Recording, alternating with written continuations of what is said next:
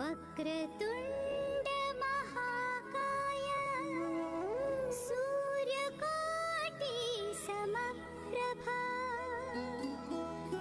निर्विघ्नं कुरु मे देव सर्वकार्येषु सर्वदा। आर्यन एवं श्रेया प्रेम कहानी। यह आर्यन नामक एक बालक एवं श्रेया नामक एक झील थे। दुहें समान कॉलेज रे पाठ पढ़ुले एवं परस्पर सहित बहुत भल बंधु थे। धीरे धीरे सेमानंकर बंधुत्व हृदयर निकटर भावना घटिला। दिने एक पार्टी रे श्रेया एक दुर्घटनार सम्मुखीन होते एवं आर्यन तांको सहित भी थे। से दिन ठारू सेमानंकर बंधुता एक प्रेम कहानी रे परिणत होला। दुहें परस्पर को समर्थन करने आरंभ कले एवं सेमानंक मध्यरे एक स्वतंत्र बंधन गठन होला। किंतु यह थरे सुखर कहानी थिला, कारण जीवन बेले बेले यार रंग बदलाई थाए। दिने एक सांघातिक रोग श्रेया को धरिला एवं डाक्तर तांको कहिथिले तांकर समय सरी जाउची। हृदयघात आर्यन तांको समर्थन करते, किंतु श्रेया हृदय एक अभूत अनुभव थिला।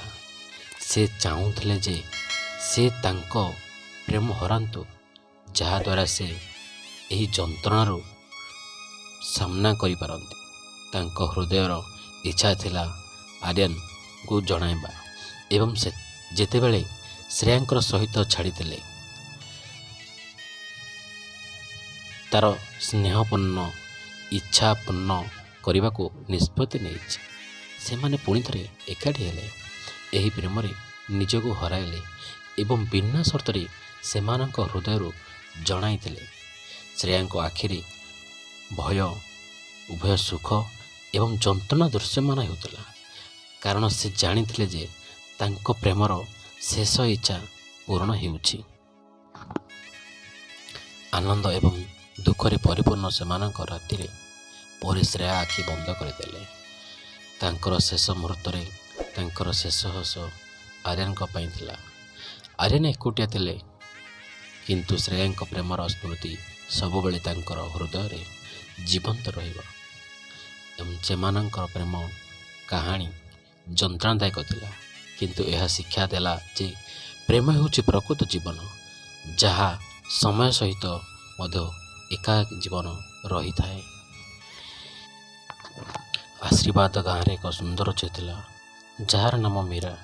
से गाँ निकटे सुंदर पहाड़ रोते।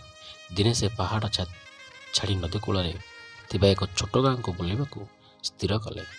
सेठारे पहुँची से अर्जुन नामक जड़े युवक को भेटिले। सेमानंकर प्रथम साक्षात निजे किछि विशेष थिला, जेपरि सेमाने परस्पर को जानिथिले। सेमाने परस्पर सहित बिताइथिबा समय हजिगले एवं परस्पर कहानी शुणिबा आरंभ कले। दिन गला मीरा एवं अर्जुन मध्य बैठक होता।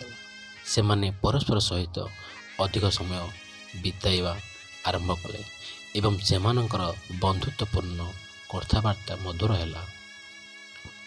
दिने जितेबले सेमाने नदी कूल बुलुले, अर्जुन तांको हृदय जणाइले जे से मीरा को भल पाती। मीरा टिके उठी पड़ी आश्चर्य हो गले, किंतु तापर से मध्य निजर भावना बांटिले जे से अर्जुन को प्रेम करुछंती। सेमानंकर प्रेम कहानी आरंभ हुए एवं सेमाने परस्पर सहित निज जीवन सबुठार सुंदर यात्रा आरंभ करती। तांकर प्रेम एवं उत्सर्गितकृत कहानी गाँ लोकों हृदय स्थिर होता एवं सेमाने समस्त को प्रेमर एक उदाहरण देखाइबा आरंभ कले। धन्यवाद बंधु।